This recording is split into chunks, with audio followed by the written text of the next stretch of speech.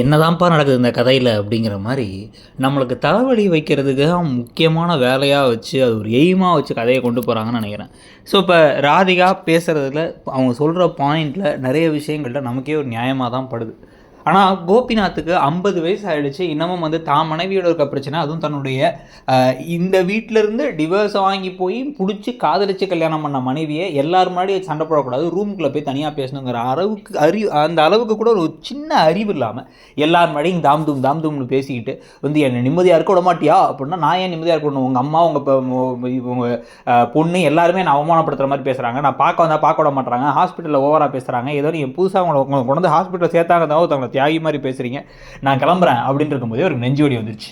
நெஞ்சு வலி வந்ததுக்கப்புறமா வந்து இவர் மயக்கமாகற மாதிரி போக, இவரை கூப்பிட்டுட்டு ஆஸ்பத்திரிக்கு செடியனோட கிளம்பி போயிடுறாங்க. அங்கே டாக்டர் பார்த்துட்டு மாத்திரையெல்லாம் ஒழுங்காக போடுறீங்களா, எந்த அதிர்ச்சியான நியூஸ் எல்லாம் பார்த்துக்கோங்க, ஒழுங்காக ரெஸ்ட் எடுங்க, உங்கள் ஃபேமிலி ப்ராப்ளத்தெல்லாம் வந்து உங்கள் ஹெல்த் விஷயத்தில் வந்து இப்போ இன்வால்வ் ஆக விடாதீங்க அப்படின்னு வந்து ஒரு வார்னிங்கை கொடுத்துட்டு போயிடுறாரு. ஸோ இந்த கூத்துகளுக்கு இடையில தான் இப்போ வந்து பார்த்தீங்கன்னா இங்கே திருப்பி இங்கே இனியா தாம் தூம் தாம்னு குதிக்கிறது. எதுக்கு எங்கள் அப்பாவை பார்க்க வந்தீங்க? என்ன தான் உங்கள் அப்பா வந்து விட்டு போக சொன்னார்ல, எங்கள் அப்பாவை எதுக்கு நீங்கள் பார்க்கணும், எதுக்கு இங்கே வரீங்க, எங்கள் வீட்டுக்கெலாம் நீங்கள் வராதிங்க அப்படின்னு ராதிகாட்ட பேசிக்கிட்டே பேசிக்கிட்டே இருக்கும் போதே பாக்கியா பலார்னு போய் இனியா ஒன்று விட்றாங்க. எப்பயும் கொஞ்சம் அறிவோட பேசுகிற செல்வி இன்னைக்கு வந்து அவங்க சொல்கிறது கரெக்டு தான் காங்கிறாங்க. இந்த ஆள் இந்த வீட்டில் இருக்கிறது தான் பிரச்சனையே. அவரை வீட்டை விட்டு அனுப்புறதை விட்டுட்டு எல்லாரும் ராதிகா வர வேணாங்கிறதுல குறியாக இருக்காங்க.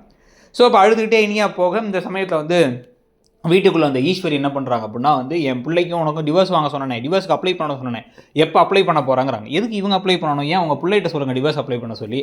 அங்கே முடியாது. ஈஸ்வரி மாதிரி ஒரு கேவலமான கேரக்டரை பார்க்கவே முடியாது. சி அப்படின்னு சொல்லிட்டு இந்த காரி துப்புற மாதிரி ஒரு கதாபாத்திரம் அது. ஸோ இந்த கூத்துகளுக்கு இடையில் பாக்கியாவையும் வந்து ஈஸ்வரி வந்து ஓவராக பேசிட்டு போகிறாங்க. இன்னமும் வந்து அந்த ஆளை வெளில அனுப்பாமல் உட்காந்துருக்காங்க பாக்கியா. இதில் இவர் பார்க்குற கோபியை பார்க்குற ஒரு ஃப்ரெண்டு செந்தில் வந்திருக்காரு. அவர் வந்து எப்போ இந்த வீட்டை விட்டு போக போகிறான்னு கேட்டால் அது தெரியாமல் அப்படியே வந்து பதில் இல்லாமல் முடிச்சுட்டு இருக்காரு கோபிங்கிற மாதிரி எபிசோட் முடியுது. எபிசோடை பற்றி நீங்கள் என்ன நினைக்கிறீங்கிறத சொல்லுங்கள்.